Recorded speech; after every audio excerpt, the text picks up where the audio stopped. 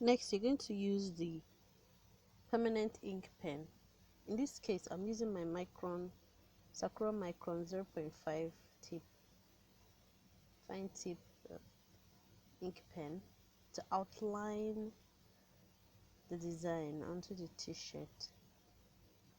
When you become an expert, you can skip this part because your eyes will be trained enough to see the design and you'll be able to print next rather than outline all over again.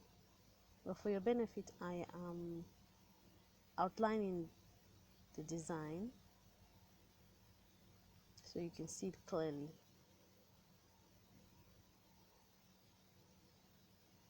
So after outlining the words, I'll outline the rainbow and we're good to go to start the mixing of the pigments,